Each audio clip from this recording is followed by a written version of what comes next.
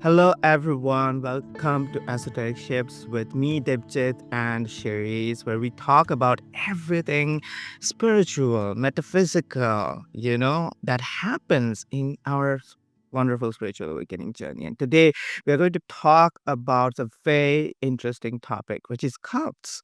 You know, and what are cults? How cults are formed? Why they get a bad rep? Are we in a cult or we are going to form a cult? Everything about it, right? So, Cherise, this is your favorite topic. How are you doing? Well, I think we're going to have a conversation together about, we were just kind of like talking about it before we hit the record button. And we're like, okay, well, no, we really need to save most of this because it's interesting that almost everything is a cult. Yeah. And we don't think about it as a cult until someone else says, gee, that's weird, or that seems really controlling, or that seems like a little coercive or, what have you. And then probably still don't realize it, but other people are like, gee, that sounds a lot like a cult. Thanks, but no thanks. And you're like, hey, come join our little group. And they're like, how do I say no without hurting their feelings? Dear Lord. Um, So true. and then some groups just get that label stuck on them when it isn't necessarily true as well. So there's a fine line between Jim Jones and, drinking the Kool-Aid. And that actually is where that phrase came from, in case no one knew that. Drinking the Kool-Aid came from the Jones cult at Jonestown, where they literally drank the Kool-Aid that was laced with whatever poison it was and died Ah, for their faith. So if you drink the Kool-Aid, you're willing to die for it. what? What will you die for? And on the other side is the people who think that you would drink the Kool-Aid, but you really wouldn't. Like, it's not actually that serious. You're like, yeah, whatever. We're just hanging out and having fun, which is a completely different scenario from I would lay down my life for this group of people. Yeah. Wow.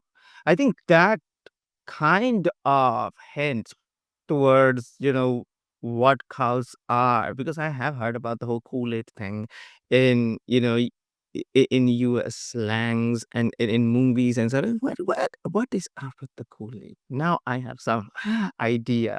That is interesting. When it comes to this topic, you in particular have a lot of expertise because you have been researching on cows and yeah, from a very young age too. So I have a lot of questions to ask, and I would give you the opportunity to ask me questions to accept I am not the expert. So when it comes to this topic, I really want to explore, what is a cult? Because many of us, I think, like when we hear of a cult, we think like, okay, it's a negative thing, it's a bad thing. Of course, and nobody, I think, like goes out saying that, hey, we are going to form a cult.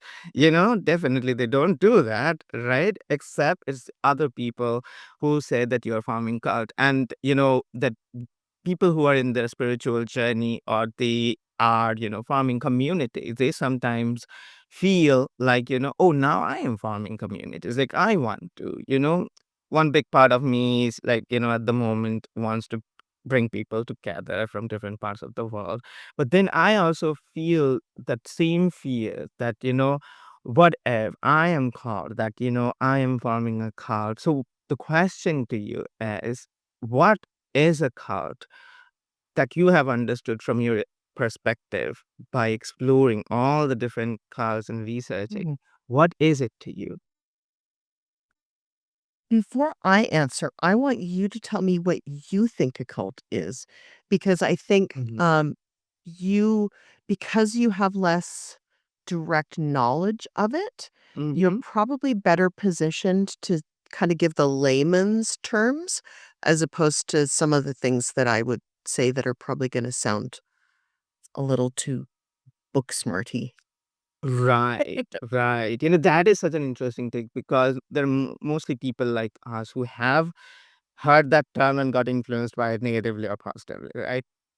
For me, when I hear the term cult, immediately to me, it seems like a group of people who has been strongly judged and, you know, as negative, have negative impact on the overall community because give or take the idea, the whole human civilization is a community.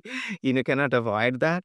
But, so when a certain group of people is just negative, it is just negative, having a net negative impact of the overall community by the overall community outside that small group of community. I think that is when it is called a cult. And I looked up the dictionary definition before, we record the episode, and I found out it's usually related with religions, but then it's usually because it can happen with other things like politics, or like you said, the whole Kool-Aid thing, and I think like when I think of a cult, it immediately feels like something like where there is a very strong belief system going on, where people are attached to and identified to, and if they want to come out of that identification, there is a lot of dangers involved, personally speaking, or maybe physically speaking, I don't know. And, or even mentally speaking, sometime, because the belief system can dig its roots like that. So, very strong identification with a certain belief system, uh, which may not be the most healthiest when it comes to mental, physical, even social well-being. That is what I have perceived as of yet. How does it feel to you? Yeah, absolutely. So I want to just add a couple things because that's like the bones of it, but let's scaffold that and add some more things to it. So the beginning of a cult is generally speaking someone who's very charismatic, Mm-hmm. who can bring people to him or her, and who can share their message really, really, really deeply and well, and almost has a hypnotic way that they talk. They can really bring people to a place where they feel very, very calm and centered and um, confident in themselves when they don't feel that necessarily outside of the presence of this person. Um, the other thing that tends to happen when someone is first starting a cult is that, at least for the successful ones, is that it's not necessarily about the cult leader. If there's two different ways that a cult can kind of go. So a cult can either go where the cult is of the personality. You've probably heard that term, cult of personality, which is Mm-hmm. where they're basically teaching their followers to worship them as someone who is better than everyone else, who is more, um, who needs to, who they feel needs to be protected, who their audience feels needs to be Mm-hmm. protected in some way, is special, is set above everyone else. That is one way that a cult can exist. The other way that a cult can exist is where that charismatic leader, instead of putting themselves on the pedestal and making themselves be that person or that thing that needs to be worshiped, they're putting an idea or someone who's already gone, maybe, or someone who um, can't speak for themselves, or some other version of that, like a god or gods or what have you. And they're putting that idea above themselves, even, and saying, this is the thing we should all be worshiping, or venerating, or putting above ourselves, or protecting, or whatever it may be. Um, and the cool thing about doing it this way is that then, if the leader dies or is proven to not be worthy or, abuses their power in some way, a new leader who is also charismatic can step up and take control. So that is this kind of a cult tends to live beyond the life of the leader, whereas a cult that is the cult of personality, when the person dies, the cult tends to die as well. What? They disperse because they no longer have that center of locus. Unless they've convinced themselves somehow that that person didn't actually die, they just kinda, like, transcended or something, Mhm. and then maybe they'll still stick around, but most of the cult of personality leaders don't actually care what happens to their followers after they're gone because they're gone and they haven't made any plans. And they're just using those followers while they are around for usually validation, money, status, importance, um, control, Mm. for all of the things that they were missing in their childhood or in their personality in some way, shape, or form. That their sycophants filled Mm. that need for them, that hole in their life. Mm. Whereas if it is a cult of an idea, Mhm. that can grow quite substantially quite quickly. And I'm not naming any names here, but organized religion, um, and all of them, that can grow Yeah. quite quickly and become something that then overcomes the limitation of the founder, of Yeah. the person that brought that first idea to them. Mm. Um, so it's kind of interesting. Um, and really, all cults are simply a way that society organizes themselves. Mhm. Right. So fan clubs are a form of cult. Mm. Makes Every sense. fan club that you've ever heard of, they're Mhm. all a form of cult. Um, Groups of people who just really, really like things are cults. Mm. Groups of people who, anytime you have a group of people who are um, together because of a shared belief system, Mhm. that is a cult. Mm. So cults are in our everyday life. They are everywhere. And they are kind of really hard to get away from. You really would have to really work Yeah. to extract yourself from all of the cults that you are part of. Mhm. So, yes, some cults can be very, very, very bad for you, but a lot of them aren't. A lot of them are very benign. The trick Mm. is to understand when that group that you belong to has become toxic or excessively controlling or something that you aren't proud to be part of any longer. And how do you get out of it, right? Like, are you able to leave freely or is there a penalty that you have to pay in order to leave? That is one of the Mm. hallmarks of a cult is can you leave without repercussions aside from maybe they're a little mad at you for a brief period of time. But if they're not, then that's not a cult, or not by our strictest definition of a cult. Mm. If there is a penalty that you have to pay, if your friends will no longer talk to you, and you can no longer be part of the larger group or society, um, then maybe it was a cult.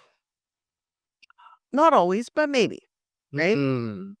Wow. Um Are there certain requirements that you have to follow in order to be part of the group? Hmm. Does it feel more restrictive than normal society? Hmm. Possibly another version of a cult. But there's a fine line, right? Because, Alcoholics Anonymous, for example, they fit a lot of the criteria, but they're not in any way, shape, or form a cult.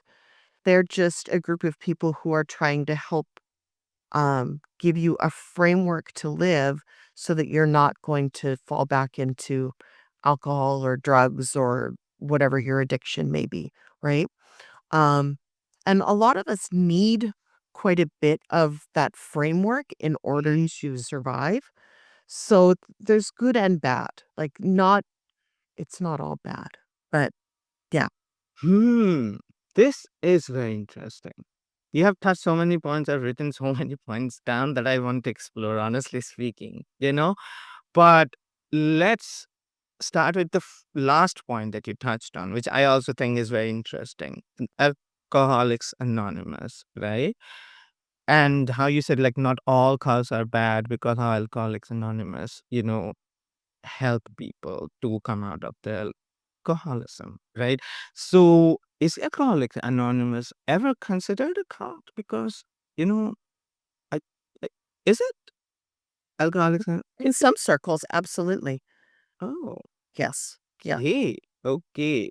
Because how you explode that, because they create a set of rules. And the set of rules are usually found in cults, a certain set of rules, right? And but then just having a set of rules does not make it something a negative, because you have rules in office place, in schools, in everywhere, even at home, parents can make up rules, but Alcoholics Anonymous, for example, gives you a structure, like you said, which is the purpose of the rule, so that you can stay away from the thing that you came to us for, right? You want a certain result, this is how you get it, right? Much like a hospital, right? So you won't be allowed to take alcohol in a hospital, right? You're coming there for healing. And so that is a very interesting take. But I'm going to explore that later, because I have some really, uh, you Well, know, and there are some businesses that are exhibit a lot of the same behaviors as well, right? mhm, Most MLMs, any business that has that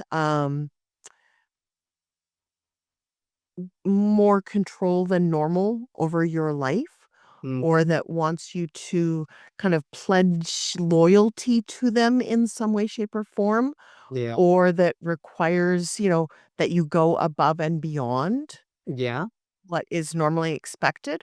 All of that is borderline cult-like behavior as well.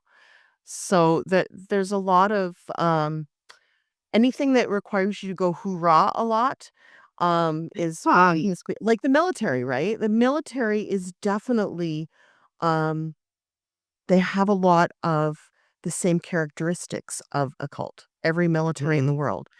They put a group of people together. They do a lot more breaking down of the psyche in order to rebuild it and make them a mhm, cohesive unit together. Um, and then, make them have like that group of people comes before everything else in the whole world. And mhm. that is one of the hallmarks. But it's necessary evil. We all accept it. Don't even think about twice about it, right?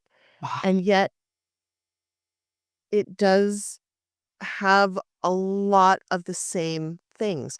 And we've been doing this for as long as there's been civilization, or before that even, like even into prehistory.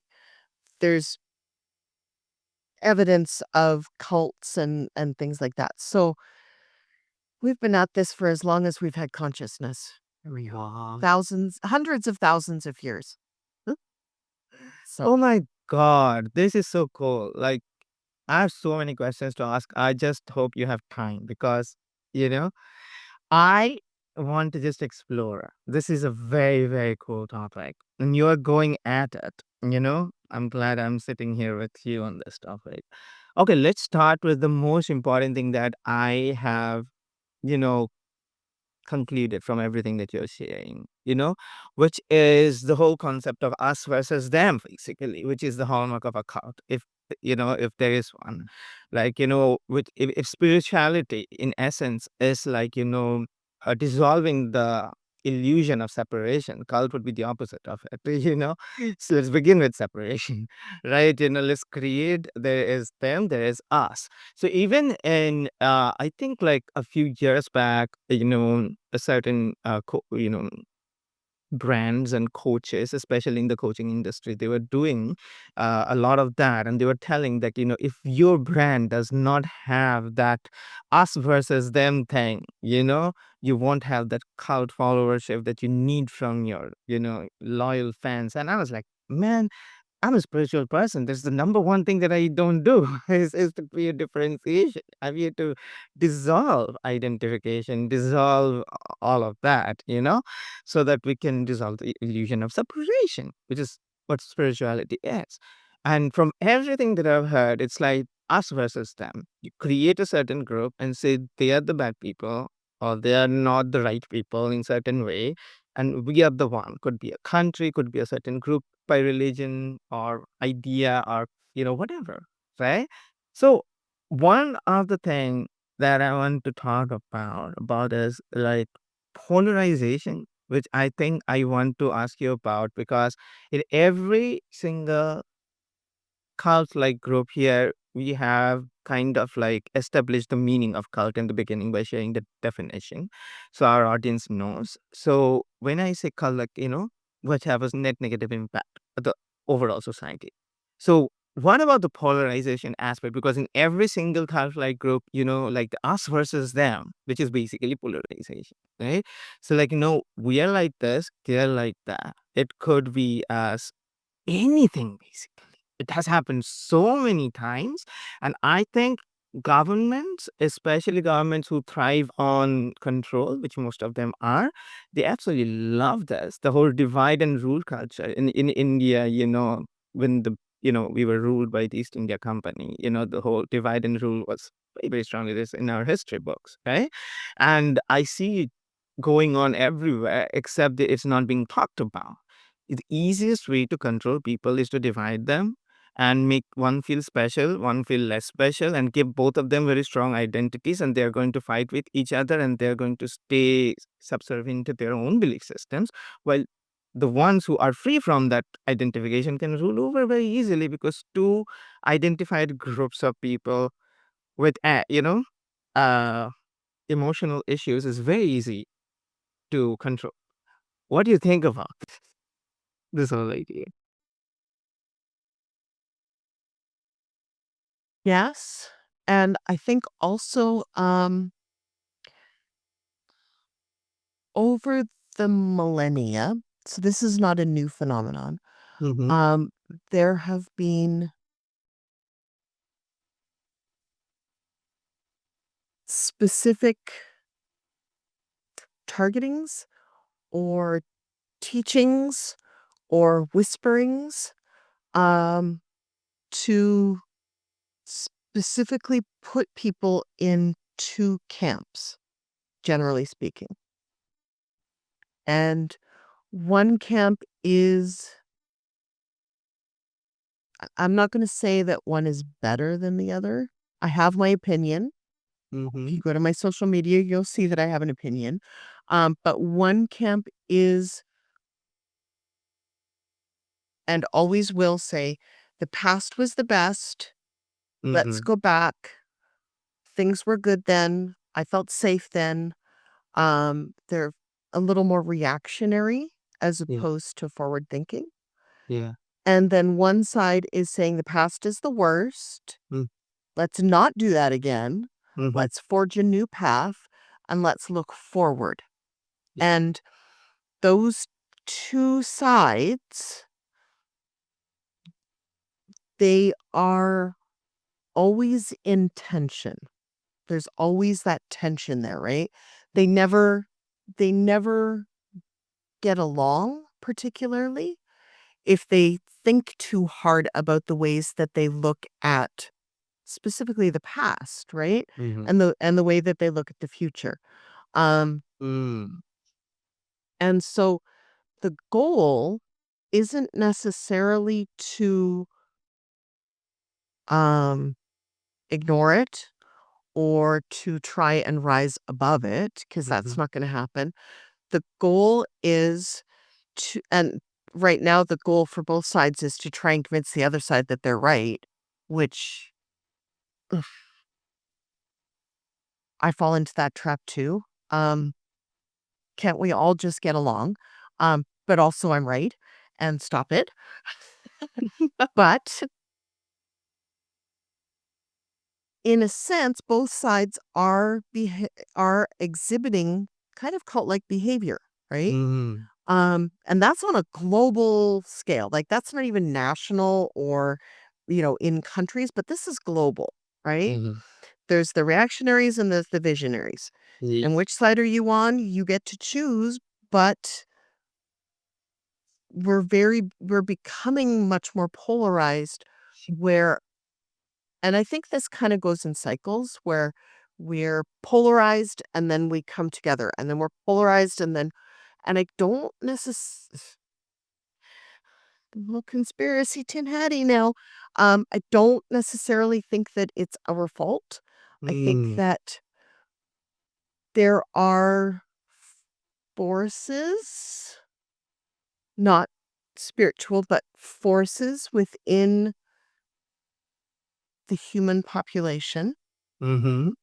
who thrive on and require Mm. the conflict in order for them to get what they want Yeah. without anyone else noticing. Yes. And what they want is power and money Yeah. and control. And Huh. we will, I'm going to really go Tim's Hattie here now. We will never know their names. It's not anyone that you think it is. If you are Mm. thinking of a name right now, you are wrong because the true powers, I'm not suicidal, by the way, the true powers are so far behind the scenes that none of us will ever know, Mm. ever. In a billion years, you would never guess. Mhm. And I'm perfectly content to keep it that way. But I'm just saying that those are the true people who have the control. Mm. And they're quite content with us tearing each other apart. Mm. Sense. Makes sense. And whenever we start to get along too much, they nudge things and push us apart again. Yeah. That's all. Yeah, I mean, it does make sense because, you know, like 2 months back, I had like this huge nervous system dysregulation and I came out of it. After that, I have been garnering wisdom and I have been learning that the most of the world is operating from dysregulation. And there are businesses, if not most of it, is thriving from that dysregulation. And so it makes sense to keep the world dysregulated because when people are dysregulated, people can't listen to their intuition. They're on survival mode. They're, constantly reactionary, like share. And in such a place, for example, business and marketing is much easier to do because you show something, and say that it's on a sale or to urgency, and people are not going to pay attention to their intuition and they're going to just do. And I'm like, what if dysregulation is gone? What if survival, this thing is gone? People are suddenly feeling safe. A lot of those things are going to become very, very difficult to do, isn't it? Like, if your foundation of this world and where you're getting money from and power from, that is gone. So I was thinking, like, for example, like, football clubs have a strong cultish thing going on, like, this particular football hero, that particular football hero. And when you have that kind of strong, you have seen that it happens in um what was that? You know, the mixed martial arts too. They hype up a certain thing by create, and it's so much drama that they create, and it creates viewership and everything. People watch that one episode in pay-per-view and everything goes up because they create the drama. So what if the drama was not created? And what if this us versus them community was not created? Why would people go to prove each other wrong by, so it's good for the ones who are doing the business or running the thing, because if this goes away, things would be just more difficult, isn't it? So does it kind of connect with what you're trying to say? Yes, absolutely. Sports is a cult. Yeah. Yeah, like it's all everything that we do that involves community in some way, shape, or form is a form of cult. Mm, And the thing that I would love to talk a little bit more about, I know we've kind of gone off on a lot of tangents now, but I would love to talk about this as it relates to marketing and running a mm. business Yeah. because we're both in the spiritual realm. And definitely it is a concern when you own a business. Like, how do I avoid turning it into a cult? Yeah. But how do I also attract my people Yes. while not letting them become obsessed with me Yeah. and not letting them create a system.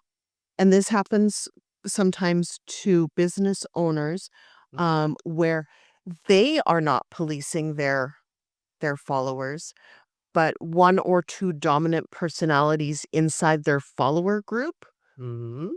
tend, and you've probably seen this too with groups that you've been involved in. One or two members of the group will take it upon themselves to police everyone else and tell them what's allowed and what isn't allowed, and to create an in group versus an out group and really suck up to that owner of the business Yeah. and kind of create that horrible cult-like feeling, that cult of personality. Even if you are trying very hard to avoid it, they can still kinda, like, Mm. create it around you despite your best efforts. Which honestly, let's be real here for a second. I would say that probably 90% of unsuccessful business owners, especially in the online space, it's the fear of turning into a cult leader that actually holds you back. Even if you don't understand it, it is the idea that you are going to accidentally turn into someone who you don't recognize that terrifies you, that keeps you up at night, that keeps you from playing big, that keeps you from saying the things that you wanna say, and you're nodding like a yeah, yeah. Yeah, because that's me, basically. Yeah, that's all of it. It's all of us, Yeah. except for a very, very few, and those few think they can control the beast. You can never control the dragon controls you. No, I'm kidding. There are ways, but yeah. So, anything you wanna add to this? Wow, that was powerful. When you mentioned like 90% of the people who are not successful, they have some where this fear, and I think like this fear comes because of awareness of seeing how those 10% who do that are so horrible, and you don't want to do anything because it's opposite to what you stand for, basically. Wow, I'm glad you mentioned that. I was like, she's talking about me without talking about me. Like, what is going? Yeah. Wasn't actually. I was thinking about a couple other people that I know, but yeah. I think we run the risk of believing our um rabid followers Mm-hmm. when we are not entirely secure within ourselves. So I think that's the biggest secret when you are looking to run your business Mm. in a way that actually makes you feel authentic and makes you feel, like, proud of it, and like you're not going to fall into the trap of, "I don't wanna be a cult leader," is to Yeah. really be number 1, be aware of it, Yeah. that there's possibility, and that you need to be very cautious of Mm. your, followers who Yeah. look like they're creating that around you, and squash it the second you see it. Mm. Don't let it turn into something that turns your head and makes Mm. your ego go, "Oh, they really love me. Look at them doing all these amazing things for me." Um, don't do that. You have to be very intentional, but it is possible. I mean, there are quite a few successful people who are very successful, but don't have that cult of personalities around Mm. them. They don't have those 2 or 3 people who are gatekeeping and policing. Yeah. Um, the big secret, I think, is to stay humble Yep. and to stay, true to yourself and to who you want to be. And every day kind of waking up and going to bed, and every business decision saying, Mm. okay, not only is this going to be the best decision for my business, but Mhm. is it also going to be the best decision for me to maintain my um, integrity? I Yeah. think is probably the word that I want there. Absolutely, Okay. yes. Yeah. Maintain my sense of self, maintain my morality, the things that are important to me. Um, and when we do that, that allows us Mm. to feel good about ourselves and also show up authentically. Mhm. And it gives us more confidence, Mm. which at the end of the day, that's, I think, the big thing is when you have confidence that you know how to avoid these kinds of pitfalls, it Mhm. becomes much easier to show up as your authentic self because you don't feel like you have to censor yourself in Yeah. order to not attract Right. the people that you are afraid of. Wow. That We shouldn't be afraid of our followers. yeah. And yet we become afraid of our followers because, when our sense of validation comes from our followers, when our sense of safety comes from our followers, sense of survival comes from our followers, and, like it happens. Like, for example, like I'm glad you mentioned this, that, for example, a YouTube channel, right? And right now the whole followership culture is there, YouTube followers, Instagram followers, this followers, that followers. When you have followers, you're making money from ads, revenue, selling courses, this, that, whatever, and suddenly you are surviving or thriving or whatever. Let's say you see something now, and maybe consciously or unconsciously, you have created a community of people who are a little bit polarized, who have a degree of toxicity, you have a fear of, leaving the group, and freedom of speech is not how it used to be, and this the hallmarks are called, and they're suddenly having those things, and now you are thinking twice before saying or expressing a certain opinion, whatever it might be, because you are not actually afraid of you. You are the leader. You are the one who created the founder. But now you're afraid of expressing your own opinions, which maybe you used to subscribe like just 2 years back, and now it has probably changed for whatever reason. But you are like, this whole community is based on that particular of thought or feeling. Now, if I share, I lose my followership, and you will see many times in comments, you'll hear people say that it's better you didn't say that or this, that, or whatever, you know, and this kind of fear comes not because of the follower itself, because nobody is actually afraid of followers. What they're afraid of their own survival. That if these followers go away, the money goes away, and my survival is at stake. So I'd better, bite my tongue and not say things, and stay authentic and not maintain my full integrity because it's fear.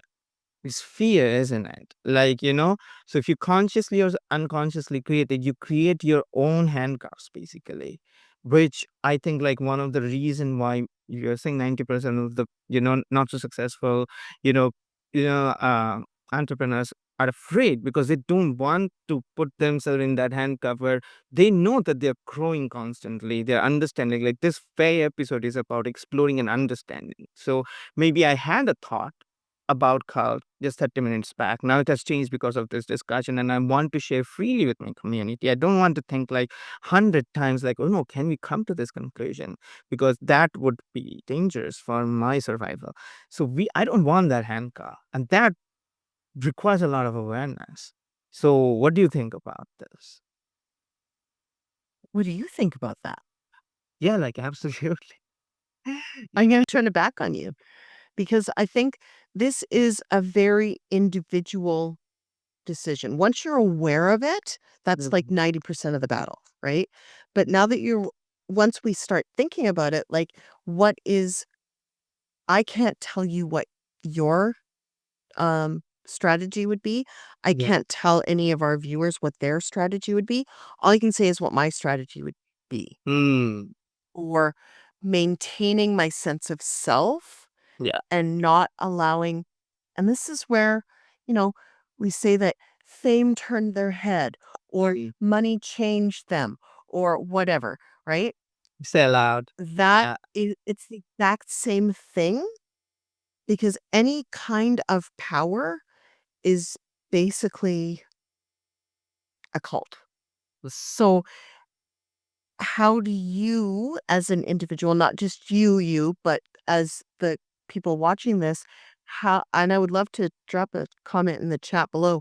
How do you think that you would handle the situation of not falling into that trap, Hmm. of maintaining your boundaries, your sense of self, your core values without transforming into the thing that you're most afraid of?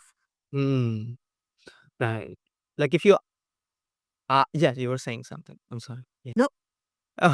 If you ask me, there's certain things like from our conversation itself, I've written down. Like, what have we touched on? We have touched on polarization, like, a strong us versus them, which is like the main thing about what I stand for is that I don't want to create anything with the sense of us versus them by creating division, basically, by creating like, that is wrong, this is right.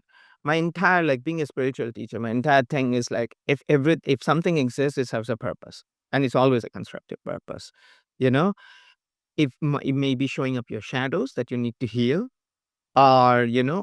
basically it's always that you have to transmute. If it is showing up in your fears, you need to transmute. It cannot be wrong, because the universe, if itself has created it, has to be a constructive purpose, right? Otherwise, why would the universe allow it? So that itself takes away the polarization aspect. So no need for us versus them. If a community itself require just us versus them to have it, I mean, that I think is the beginning of call. So that is something I would have written down in my thing. If there is, something like that, like in a rule number one, no us versus them, if something like that comes to happen, no, no. Second would be like we touched on, as like, degrees of toxicity. So one of the main thing that comes with the toxic aspect comes from us versus them. So that is evaded directly from this. Next is penalty. Getting out of the cult. How much of a penalty is there? So again, like in a healthy community, there should be no penalties. In an open-minded community, there should be no penalties. Rather, it should be encouraged. Like, if you resonate with something at the moment, please move there because that is where you are required to move. If this is not, like, for example, somebody comes to me and joins me, let's say, I don't have communities at the moment. Let's say a group coaching session, and they don't feel particularly resonant with the ideas that we are discussing at the moment, and they feel like they might need a certain belief system at the time being, I would say definitely go there because it is where your soul is at. This is what needs to be had at the moment. This is not the right time at the moment. Yeah, that's it. You go. This kind of comfort, rather encouragement to leave the place, should be there. You know and then freedom of speech, freedom of actions, I think, which is one of the things I've written down, is like many times the strongly controlled communities or cults, and this they have a strong restrictive way of freedom of action. You cannot do these things, or you do these things repeatedly, to satisfy whatever, group mindset or belief system we call ourselves. And freedom of speech, you cannot say certain things, you cannot utter certain things, you cannot ask certain questions, you know and many times, the question thing is a little bit interesting, because sometimes you can ask questions, but the answers are always coming from the foundation of the cult, which is the belief system itself. So it is never completely coming from even a rational place, or forget spiritual place. That is not even there. So these are some of the things that I'd like to create, because, another thing is, like, for me personally, one thing that I have been trying to do, which makes my life hard as a spiritual business owner, which I am. And sometimes it's difficult to call myself a spiritual business owner, which is another topic, that business owner and spiritual, how does this two thing go together? Right, which is another topic maybe we can explore in another episode. But one of the thing I try to do in my uh, let's say master classes and stuff is uh, lack of gatekeeping in a certain sense, which is like, when I always say, like, if you're attending my master class in this 1 hour or whatever, what you're going to get is the essence of what I teach. You don't need to buy my program, you don't need to any of those things, to get the essence of what you need to know in order to move forward. But if you do pay $1,500 or $2,000 for my 6 week or 12 week program or whatever, you are just exploring deeply. So having an abundance mentality rather than scarcity mentality. Because if I myself am creating like seeds of fear, like, if you don't join my 6 week program after this, then you are not going to get the real thing that, is going to turn your life around. I mean, like, and it has been done so much time. So I think, like, one of the things about cultish is, like, keeping the secret, keeping the real secret to the followers, and then having that thing which serves the business owner or the certain person, you know. So I think these are some of the things that I would like to do in order to prevent this. Except what I found out, people like those people who have the cultish mechanisms, because people love being polarized. People just love being polarized, rather than thinking with them, sitting with their thoughts and thinking in what way I'm polarized. It's so easier to choose this football team to other football team and just go rooting for them, than rather thinking like, okay, both of the teams are actually okay, and I can choose to enjoy the game. So it's easier to get people, I'm telling you, when you have calculated mechanisms, rather than trying to create freedom, you know? Yeah. Yeah, yeah. Picking our sports ball teams, especially in a less certain world, when the world feels a little uncertain, topsy-turvy, strange, it becomes very safe Yes. feeling to have a side to pick and to be planting your flag really firmly on that side. Um, I will say, though, that there is a very fine line between a cult and just, having a group of people who all believe the same things and are fighting for the same things, who come together and have the same goal or outcome in Mm. mind. Um, it's a fine line between cult and not. Um, is it a gray line? Is it non-existent? Is there a lot? I don't know. There's varying schools of thought when it comes to this.